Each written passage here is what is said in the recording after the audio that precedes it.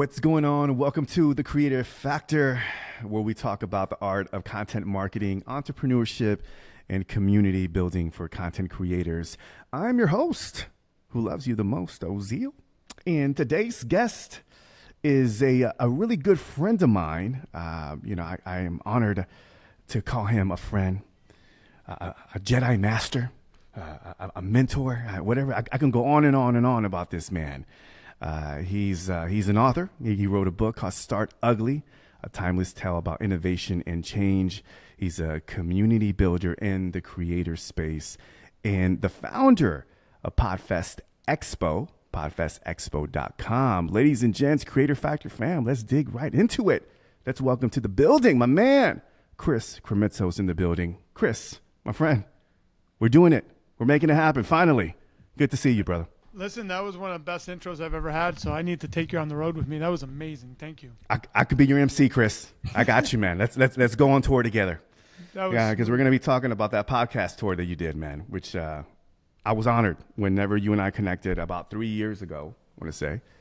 And you were on tour, and you were reaching out to community leaders in different places in Texas, and I got the nod, and we did two events. Right? Two successful events. You're very humble, but you have one of our top spots throughout the country. It's Houston. You light up Texas for us. The other cities do great, but there's something special that happens thanks to the energy that you put into it. And then Atlanta's a big city for us, New York City, but you're punching up there with all the top cities.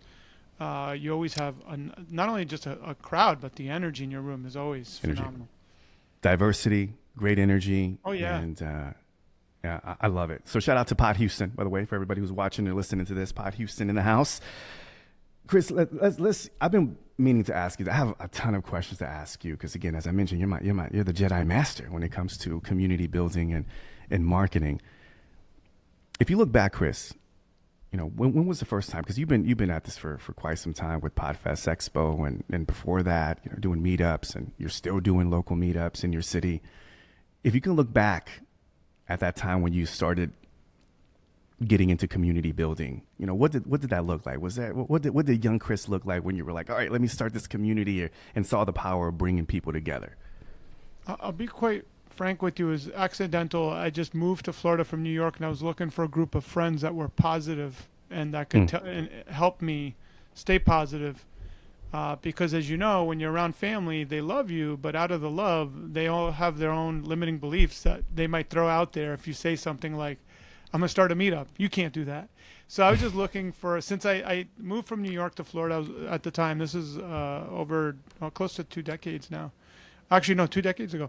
I was just looking for a group of people that could cheer me on, I could cheer them on, and I just said to myself, is there a way I could create that? And how would I do that? And what I did was I went to a lot of different networking events, and then I invited the top 10%, the most positive people, entrepreneurial people, to come to an event that I was putting on, and that kind of kicked off my career. Ozeal, everything went wrong. The air conditioner, this is July in Florida, June or July, I don't remember the exact month, but you can imagine how hot it was. It was at an American Legion, which I don't recommend for your first venue, but I didn't know anything about venues because the Legionnaires smoked cigars the night before, AC busted, so you can imagine what it smelled like.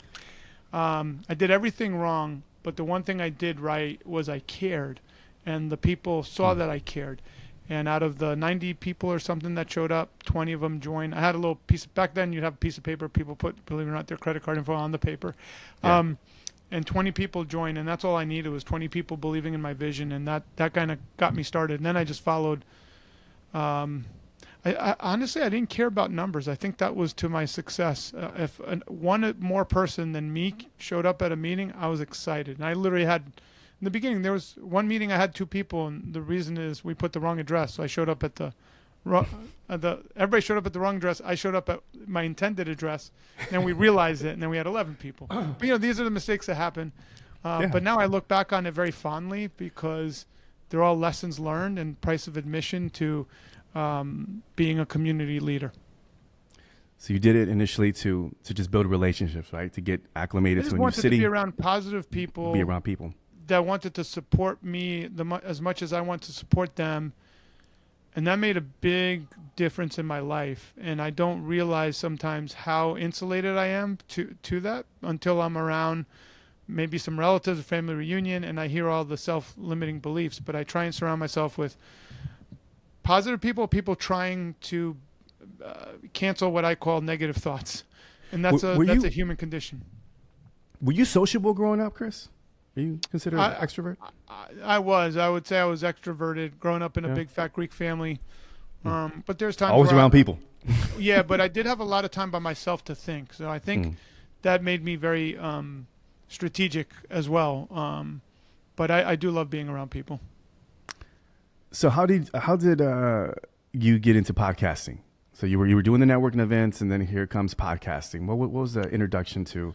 So I was on YouTube when it first came out. So let's say what year YouTube was this? came out. Morley. So February 14th of 05, I believe, YouTube came out, and I got on YouTube. Early on. Yeah, in that October I had an account. October, December I have an account. Okay. I had like 1,000 videos within a year on YouTube and Vidler, all these different sites. Early. OG. But back then, you gave someone 1 to 4 stars. There was no there was a lot of things weren't there, and there was no monetization. So you had to be up there because you loved it, and I did. But there was no concept. People have to really understand where we were in the ecosystem. There's no concept that you could have a podcast or a show and people would listen. All you would do is take like the videos of your life or funny videos and throw them on YouTube. It was that basic because there was no monetization source. So you're not thinking about like, hey, let me do something. So I just enjoyed it. Then I saw Gary Vaynerchuk, who a lot of people don't know. A lot of younger people might not know him because he's built an empire, but I know you know him. Who's that guy? He built a social media empire, and I had him speak, one of my early speakers. And I was like, look, this guy saw an opportunity. I was at the same place he was. I just didn't understand the opportunity. And I just promised myself, hey, next time I see a really great opportunity in the media space, I'm going to jump on it. Well, a few years later, podcasting came around, and I had to ask myself, like, why did this medium lag behind video? And podcasting in the very early days was mostly audio. So when I saw that opportunity, someone taught at one of my meetups. We had an e-marketing groups, and we would teach. I'd do 3-4 meetups every week. So when I saw that, I went home, told my wife, like, I'm going to start a podcast. She was like, what's the topic about? I go, I have no idea. I'm just so excited. And then she said, well, I want to start a podcast, because I got her so excited. She now wanted to start a podcast. She wasn't even at the meeting. You know what I mean? So as a marketer, that's where my brain works. I love marketing. She wanted to do a podcast for business women by a businesswoman, her. And since I was so general, I go, you know what? I'll support your vision. And I fell back and became her support, which I loved. I was her marketing. I'd go speak all over. I helped like hundreds of people start a podcast, but part of the price of admission, they were free at the time. They were like free or very cheap, $40, whatever.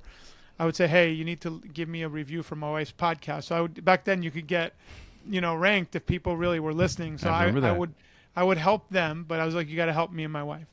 And Katie became a huge star. She still is. Now she's in the meditation space. But what happened for me is, logically, I'm a very powerful support person. I like supporting others. So they started calling me for help, all these people that I help to help my wife.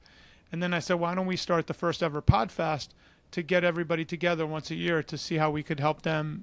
And that was the first and only event I've ever done where sponsors tracked me down and called me and asked me, how much can we give you to sponsor? Before that, I'd have to, like anyone else, I'd have to earn it. And then it doesn't take a genius to realize, like, if these people are calling me and there's a reason why, there's no other place to go. So then I dedicated a lot of my energy to PodFest, sold this other community business I'd built, and then focused on PodFest to where it is now, which it's become global online, but also global in person now, since we just extended out to Asia. We're going to talk about that. First, congratulations. You just celebrated 10 years of PodFest Expo recently. So kudos to you, brother, for thank you. For Thank you for years. supporting the vision, because your meetup really turbocharged the first pod tour. There was a couple of meetups I could count to. The Texas tour for me, because I was coming out of COVID, I don't want to say I wasn't super positive. I was like really getting hurt. And then John Largent's like, let's do Texas. He helped. I remember he even paid for my hotel, like in San Antonio. You did Houston. You did quite a bit. When I was done with the Texas leg, you probably don't know this, but it was like wind in my sails, and then I was back out. Because before that, going back to in person, after we hit 2 Guinness World Records virtually, it was a very tough like ego tough. hit. Like I had to Yeah, rebuild from scratch. I was like, we didn't transfer all these people. Like, no, you got to earn it again. Yeah. So Texas tour was special for me. So thank you for being Absolutely, part of that man. catalyst. I was just honored to be a part of it. I know, but your energy fueled my energy. I don't know if you Thank you, know brother. that, but I want you to know I don't. I receive that. I appreciate that. that. Thank you. I also want to give you your flowers because you know one thing I've noticed about you, Chris, is that you're a great marketer, and that's one of the things that I've picked up on. Even when I spoke with you, I'm like, man, Chris is great at community, great at organizing these events. Excuse me, but he really understands marketing, and it's just marketing from a different, it's just through a different set of lens. Where does the marketing background come from? Were you formally trained? Where does that marketing gene? Because I feel like you have a great knack for that. I've always loved marketing, and I guess when I watched TV as a kid, I used to yell at the TV about how they program. So, like, there's a couple things that I remember yelling at the TV, saying, "Why would you program this show after that show?"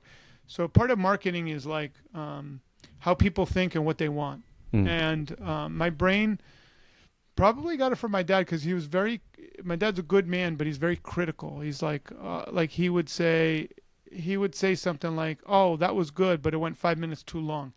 And I know that sounds odd, but when you have a critical mind and then you apply it to how do we get people into this room and what will move them, and you're always asking that, I enjoy marketing. I enjoy the frivolity of it. And then in college, I remember I had one Professor McNiff. I still remember his name. I don't remember most of my professors, but Mr. McNiff, I remember. He was an old timer.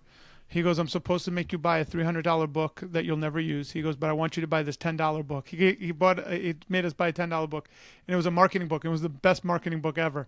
And he goes, "Follow this book." And it just had a lot of little things. And then I enjoyed Seth Godin of Purple Cow. He was one of the early marketers of when I was coming up. I was very fortunate to give a resurgence to J. Conrad Levinson. He's the author of Guerrilla Marketing. He was almost forgotten, and I brought him back. I paid him $15,000 to speak back then. It was the last monies I had when I was starting out. That was another, we'll talk about that, but that was another lesson learned, promotions. But that gave him new life, and he wound up meeting all these marketers, and he started doing a lot of joint ventures. But I remember him saying, and this is something you and I should always remember, and anyone listening to this, he goes, "Bad marketing done consistently will beat exceptional marketing done inconsistently." And it always stuck with me. Customers trust consistency. Now, if you have exceptional marketing done consistently, you're going to do amazingly well. Wow. I love that. It got me thinking a lot about as far as like my marketing efforts. But you're right. Absolutely right. I think consistency is something that you don't see especially for a lot of indie creators. That's one of the biggest, as you know, Chris, covering all these events and for podcasters and just creators in general. How do I market myself? How do I market my podcast? And I think that's something that I wish a lot of indie creators, podcasters could embrace a lot more, is just be consistent with the market. It could be sloppy, it could be messy, start ugly. And one tip I'll give anyone listening is if you have multiple hats, because a lot of entrepreneurial people have multiple hats, be careful about marketing all of them at the same time. So like I do other things, but everybody knows me as the Podfest guy, and that's how I want to be known. But if I start putting into the marketplace different ththings, it confuses the message and the value that I bring to the table. Interesting. So let me ask you this. Let's have a little, just a coaching question here. Even so, obviously the podcast is called Creator Factor, Chris, and I'm also known as a podcast guy here, specifically here locally, here in Houston with Pod Houston. But I also consider myself just a creator which I feel like it's kind of convergent, right? I feel like YouTubers want to be podcasters, podcasters want to be YouTubers. Right. Yeah. What are your thoughts on that? I mean, is that something kind of, I know that's the show and that's why I'm serving creators, because I feel like we can all learn from each other. And that's really the essence of the show.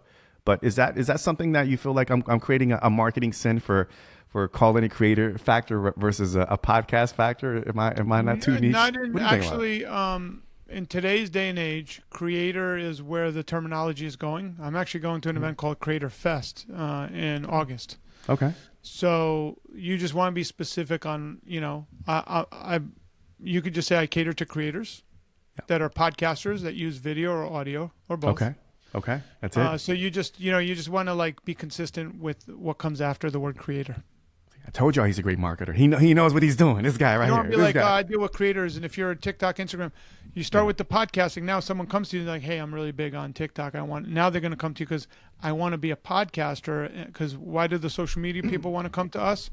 Because they're working so hard doing gimmicks. They want something easier to transfer their audience into, and that's usually a podcast. That's why you see Logan Paul, even Mr. Beast is playing around with potentially a podcast, because when you're doing videos that Mr. Beast is doing or whoever, it takes a lot of energy to pull it off. But a podcast, now that you're known, your audience will listen to what you have to say. And if you're interviewing interesting people or interesting topics, it works really well. That's right. Well said.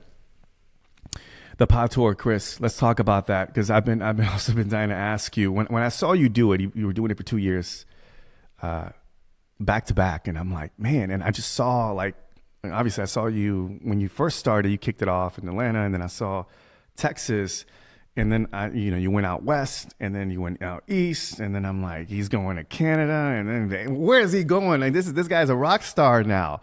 Talk to me, man. I mean, to me that was like a fantasy play for me as a community builder and someone who's been organizing a lot of local events. I saw that, I'm like, that right there is next level, and that's something that I ultimately want to go next as far as touring. Okay, I know it's a lot of work, but how much fun did you have? And what are kind of some of the lessons that you learned tapping into the local ecosystem of all these cities from a podcaster's perspective? So I'll give you a case study. I'll give you a case study of one of the legs of the tour. So I took my buddy Anthony, and sometimes you can't fly to all these spots. You have to drive not because of the it's easier to fly, but now with planes being delayed, if you have like a really tight schedule, one of those planes will be delayed, so you're going to miss all 3 stops. So sometimes you have to drive. So we had a stop we had one in Kentucky. So I asked my buddy Anthony, do you want to come with me? He goes, sure. So literally in 3 days, we did Kentucky, Nashville, North Carolina, back home. We did something like, I forgot what it was, like 3,000 miles in like 3 days. It was insane. But the coolest thing, Ozeal, is everywhere we went, people welcomed us. They smiled. They opened the doors. You do feel like a dignitary that's going to another city, and people are so nice. They're asking you questions, and there's a few things that you see. One is you see that you learn about the local. You always hear this in politics. So like until you go to the local city, you don't know what problems people are dealing with. So when you go to these local places, like when we went to Texas last year, in San Antonio, there was one guy that was a big Facebook live streamer, and Tex-Mex music was his niche, and he like DJs on Facebook Live, right? His name is Bumper. That's his stage name. But it's like I wouldn't see that if I didn't go down, to South Texas to see that. Yeah. So Nashville, same thing.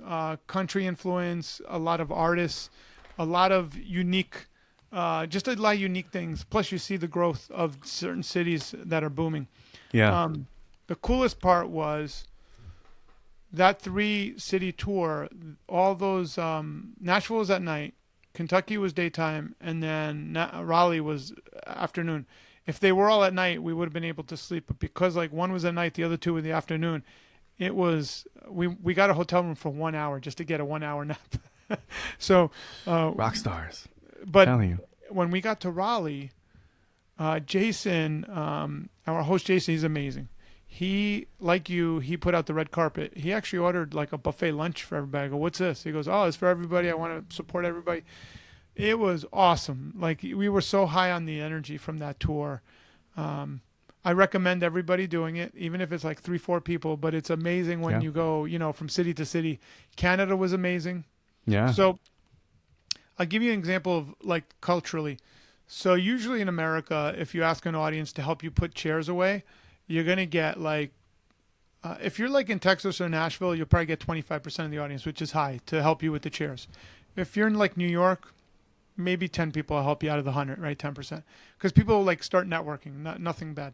But in Canada and Toronto, I asked them to help me with the chairs. Ozeal, I kid you not, they all single filed. Everybody picked up a chair and followed me to where I had to stack up the chairs in the venue. And then one guy helped in between. Within 5 minutes, we put 100 chairs away. I couldn't believe it. Like, so the level of community in Canada, they're like all one.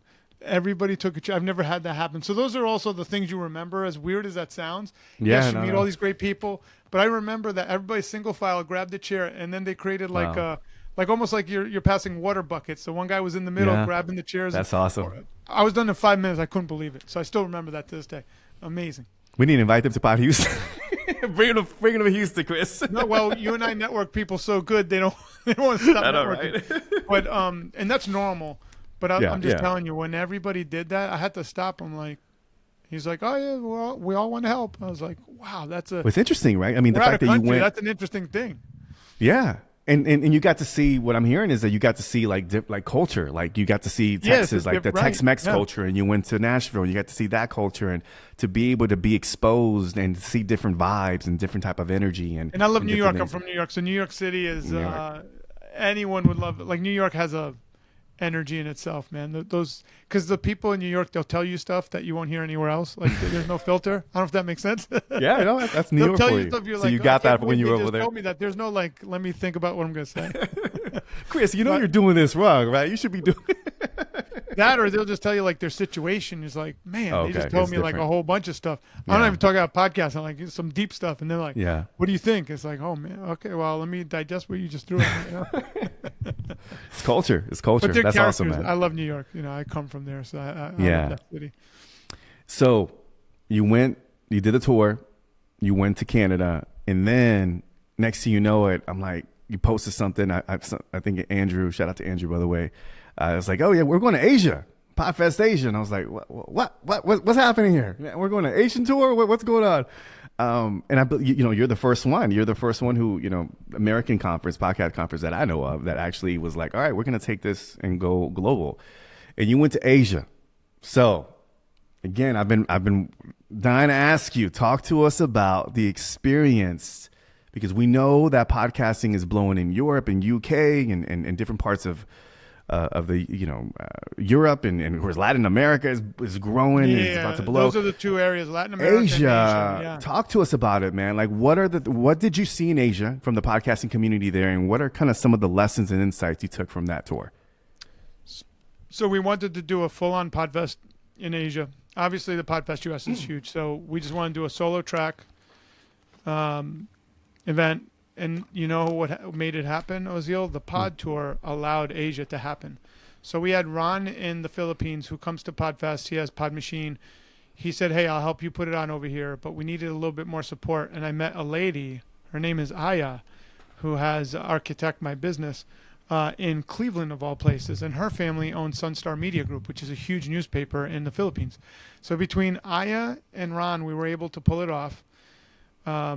We had over 100 people waiting for us. We had one of the most beautiful locations in the Makati district of the Philippines, in Manila. I'll tell you a couple things we noticed. Beautiful people in the Philippines too, huh? Yes, beautiful. So generous. I would say, and you come from the Latin culture. I come from the Greek culture. The Filipinos are very similar, very warm, like very hospitable, very similar to the culture I grew up in. Like everybody's family to them if you show them respect, right? So when I got there, there's a couple of things we noticed. One is the crowd was very receptive to podcasting. They love audio dramas because I guess they would grow up around the campfire, because you got to also understand socioeconomically, not everybody could afford a TV, but they could afford radios. So they would listen to audio dramas at night. Very rich culture. Majority of our audience were editors. So that was another one. Very educated about the world of podcasting. So like when we were talking about AI tools, they already knew about them.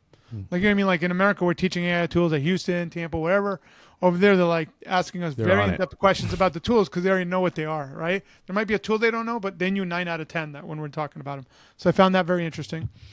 The Southeast Asia, Spotify is dominant, owns like 98% of the market. We had Spotify speaking. Video on Spotify is crushing it right now. I think it was 8 out of 10 of their largest podcasts is video in Asia. We had people from Vietnam. We had people from all over Indonesia that came in. And I would tell you, Ozeal, I'm trying to put myself back. Everybody was so grateful that we came out from America to be there. You could find a really good talent. So I know a YouTuber that actually found a video editor that they've been looking for there. And the difference is, because a lot of people are like, oh yeah, there's this service to get you Filipinos to do stuff or whatever. Someone that shows up to a podcasting conference in Asia, it's just like someone that shows up to a podcast conference in America. They're serious about that vertical. So when you're hiring someone that their dream is to work on a YouTube or a podcast as a producer, they're not going anywhere else. So it's not like you're going to do some VA service where 6 months later that person leaves, they give you another person. This is someone that's their dream, is to work with you and help you build up what you have. So one of our YouTubers picked up probably someone that would cost them $75,000 here in the US for a fraction of that. The person's happy, they're happy. And the YouTube channel has already grown by 20-30%. It was a fairly big YouTube channel because now he has an editor he could trust. So so we want to create a pipeline for people to support one another. And then outside of that, Ozeal, the hospitality that we were shown, they had drivers for us to make sure that we were taken care of anywhere we went. Since we went out there, a bunch of us stayed there for 7 days after. So we went to Cebu, the island of Cebu. Yeah. I had Wally Green, who's a professional ping pong player with me. The Asian culture, Southeast Asia specifically, right now they have 150 million people using their smartphones and podcasts. In the next 5 years, over 500 million people. That's the growth. From 150 million to 500 million will be using podcasts and their things. But I'll give you an example. When we're at your meetup or my meetup, you get people posting on social media. When we were over there, everybody is posting. There's no, like when you look as a promoter, there's not one phone that's missing in the crowd, which is unusual. Okay. And then they all came up to me, can I take a picture of you and post it? Absolutely. But, that's awesome. And I'm not a celebrity. I'm there doing Podfest, but they're so grateful. grateful. I mean, They're so grateful. They lined up. So it was really amazing. So we're looking to do it again. Okay. It costs a lot of money. So just the airfare, costs thousands of dollars. So we were able to underwrite it at a break even, which is almost impossible to do thanks to Todd Cochran of Blueberry and a couple of sponsors that supported this vision. But I have a feeling next year we could easily pull 1,000 people if we wanted to. I just got to find a venue that's big enough that economically makes sense for us to do. Any plans to expand Podfest outside of Asia? I mean, I mentioned, we're Latin looking America. at Colombia in September. Come on, man. You get the exclusive. Bogota. Oh, I mean, you picked the right spot. That's the right spot to do it. Yeah, because I've noticed that it's growing in Latin America, and that really excites me. Southeast Asia, Latin America, two biggest growth areas. The biggest growth is that what you see. And then I would say Africa is right behind it, but not yet. Yeah. But for right now, what's like popping, those are the two areas on the planet. You mentioned a video, Chris. I've been meaning to ask you this as well. Like, what are your thoughts on you're an OG. We grew up RSS feed. It's RSS and audio only is traditionally what a podcast was. It's evolved, and really and video. I remember the first time I got introduced to podcasts. I don't think I've shared this before. It was actually two podcasts. One of them was called Mixergy. Mixergy, Andrew Warner? Yeah. That was remember he was doing video podcasts back then. Yeah. He was doing. Yeah, is he still doing it? He was big back then. He was big back then. So that was the first entrepreneurial podcast that I listened to. And I'm not sure if he's still doing it, but I believe he is. Mixergy, and then there was another podcast called Rice at the Top, and it was also entrepreneurship. David Garland was the host, and also was video. But now we're seeing video everywhere. So I'm curious, is it necessary for today's podcaster to embrace video and to have some sort of video component on YouTube or on Spotify, as you mentioned? I What do personally you think? would. From Okay. what I'm seeing, you have to have Talk if about it. you have to have some kind of video, and you have to study video. In that, if you're going to put on YouTube, you better know what a thumbnail is, and you Okay. better have dynamic thumbnails. You got We to got to start. learn some things, right? Was that what Yeah, you're you got saying, to start Chris? producing your content. Like if you do long form, which is fine. Long form means 30 minutes or more, an hour, Right. whatever. To me, make sure that you're pulling out some clips. You're asking questions to pull out some clips, so you could have some short form that gets people's attention. So my answer to that is you could still do audio, get started if it's overwhelming. But right now with the tools like Riverside, like Descript, all the different tools that are out there, there's no reason why you can't add video and do it well with the AI that helps you. What do you think about AI, Chris? I mean, I know I feel like there's a new AI tool every day that I'm like, oh my God, and they're getting better and better. What are your thoughts on AI being integrated into the podcasting space? And also, yeah, just like, where do you see AI playing a role for content So I creators? think AI is a really great right now. Like I'm not gonna go into the future of it because it could be dark, could be positive. I don't know that part. Yeah. But I will say, be careful of replacing your voice Yeah. with AI voice. Use AI. Voice cloning, I think, is the thing yeah, right yeah. now. Yeah. Well, not just voice cloning, but like when you're writing stuff, sometimes AI will write stuff, and it sounds great, but if it's not your voice, you need to re-edit it so it sounds like you wrote it. Yeah. So use it as a tool to support you to speed up your work, but don't use it as a tool to do all your work. Organizing events, Chris, is like one of the most generous things I believe that anybody can do. And, I've been doing it for many years now, lost count, on a local level. And often there's times where I feel it's one of the most rewarding things that I've done personally. And I'm curious to know, like, it's not the biggest revenue driver. It sometimes doesn't make sense, if you know what I mean, to do events. What keeps you inspired and motivated to continue doing local events? Because you're still doing that, and also doing big events for Podfest. What gets you So going? at this point in my career, I do the local events to see my friends. So I've built up such deep relationships. I want to see Bruce Wozniak. I want to see, I know who I'm going to see in the crowd, and then I'm going to help some new people, and I love that. But really, my motivator is I use it as a connection point with friends that I've built a decade of relationships with. So I'm in a transition where I'm doing less and less than I used to do.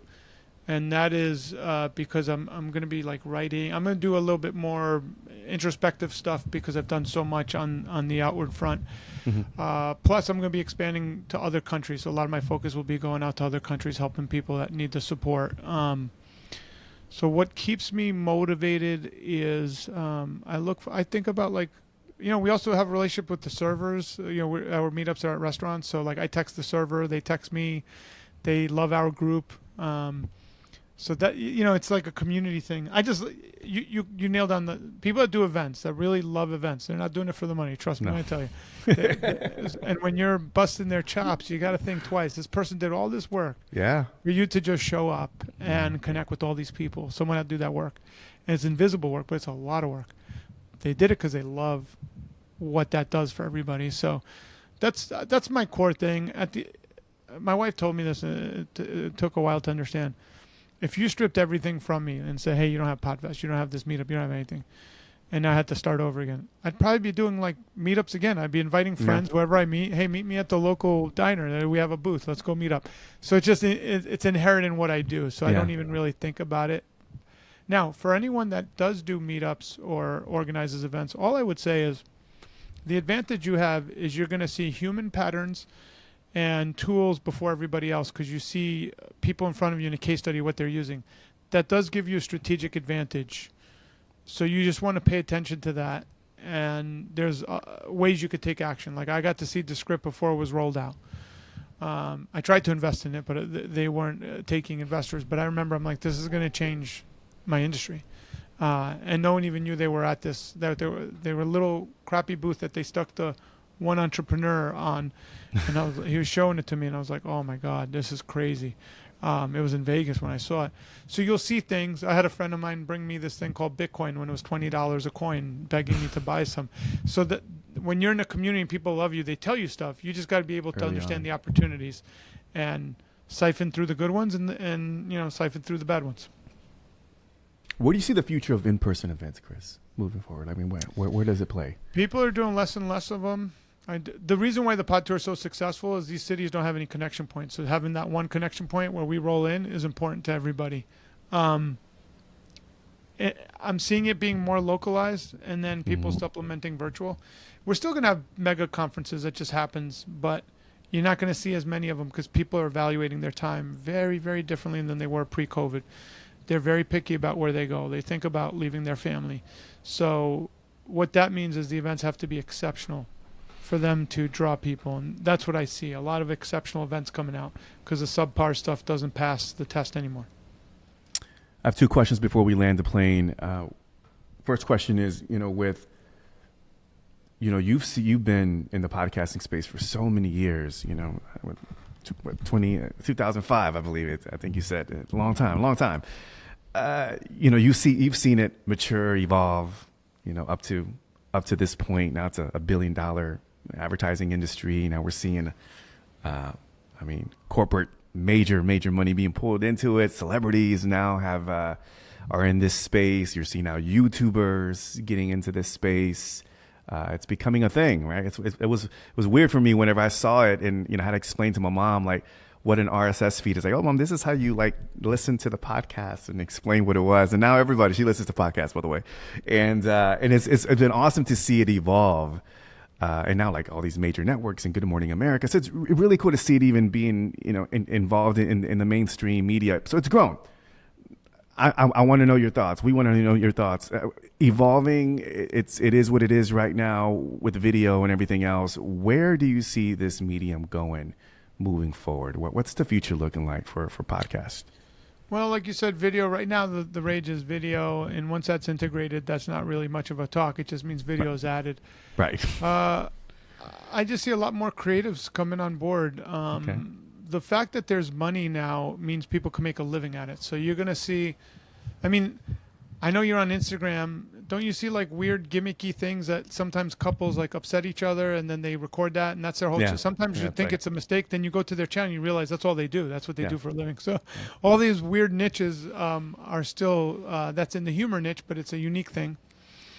But in podcasting, I'm into, everybody's got hobbies. So I would say we're going to see the rise of the hobby podcaster, the rise of the geo-local podcaster, which is happening now. We talked about that years ago. There's a lot of verticals. You're going to see podcasters that might get into, like right now, the All In podcast, which is on YouTube.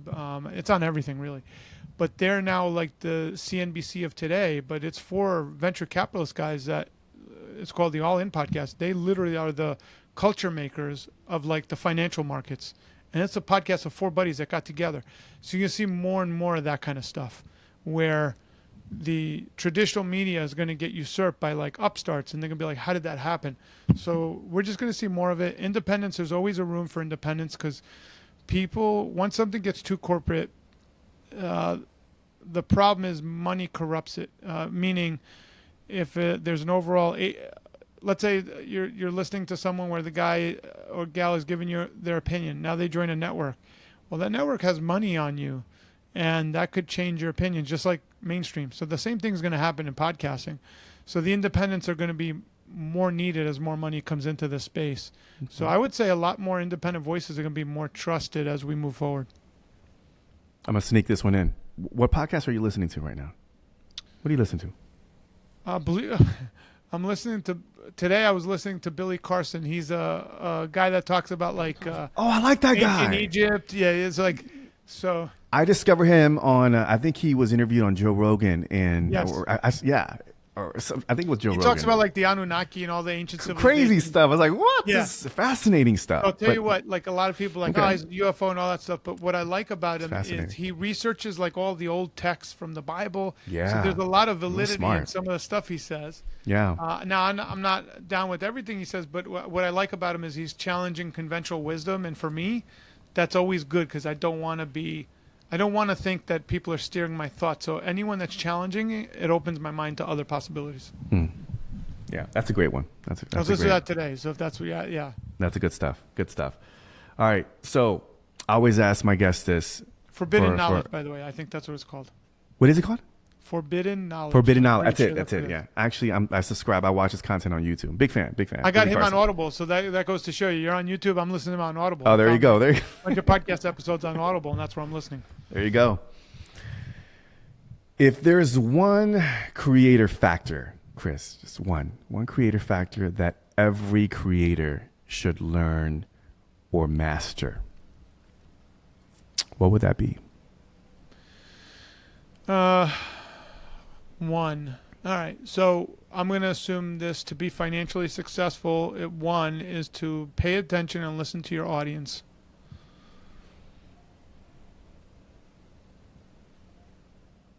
Pay attention and listen to your audience. Yeah. So I'll give you an example. There's two kinds of criticism that comes through, especially on YouTube channels, because people leave comments. You have people that are there to crap on you no matter who you are, and you don't listen to those. That criticism does not help you. But then you have super fans that'll say, hey, Ozeal, I love your show, but you did da-da-da-da.